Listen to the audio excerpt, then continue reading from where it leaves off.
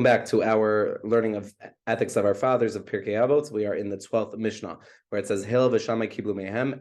That now we're going to get into the statements of Hillel and Shammai. Hillel Omer Havim etalmidav shel Aaron ohev shalom v'rodev shalom ohev et habriyut u'mikarban l'Torah. So that Hillel and Shammai received this tradition, and Hillel used to say that you should be of the disciples of Aaron, that you should be like his descendants, loving peace and pursuing peace, and loving mankind and drawing them close to Torah.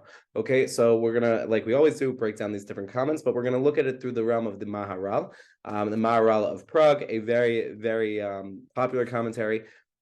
And he asked the question, why would you associate the qualities of pursuing peace and loving mankind with Aaron? It's not exactly what you would think of when you think of Aaron. Aaron was known as the Kohen Gadol, as the high priest. He was a spiritual leader. He led the community when it came to their relationship with God. So why is it not enough to say to just pursue peace? Why do you have to be like the disciples of Aaron to do this? So he says that the role of the high priest is to unite and bind Israel as a unified nation. While it doesn't seem like a spiritual high priest would be focused on those matters, that they tend more to the sacrifices than to the upkeep of the temple, realistically, the unity of our nation is shown in this way of having only one temple, only one altar, only one Kohen Gadol, only one high priest. So Aaron was that unifying figure. So when we say to be like the disciples of Aaron, it's exactly on point to be able to say that he wanted peace for the entire people, because that's how we can achieve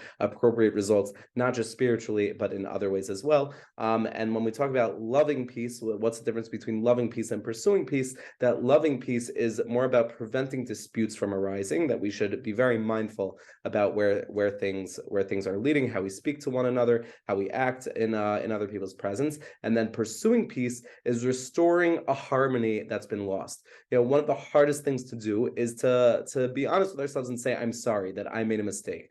There's a story of a rabbi in my yeshiva, in Yeshivas Rabbeinu Yitzchak Elchanan in New York, that as at the end of every day, he would go through the different interactions he had and review each conversation and see if he slighted anyone and see if he said anything that, while it might not have been intentional, that could have hurt somebody in any way. And then at the end of the day, he would call those people and say, look, it wasn't intentional, but I want to apologize. It takes an immense amount of effort as a person, and really to be able to put yourself out there in a vulnerable way. But that's what godless is. That is what greatness is. That's what pursuing peace is all about. Sometimes it's putting yourself out there. And the best way to effectively bring peace and that harmony is by loving and genuinely caring about one another, not doing it in a superficial way, but rather in a way that brings real peace. And what does it mean to bring people closer to Torah? That just like you bring people closer together, with kavod habriyut, that we should love one another. That's exactly what we were talking about before. But you can also bring people together with God, right?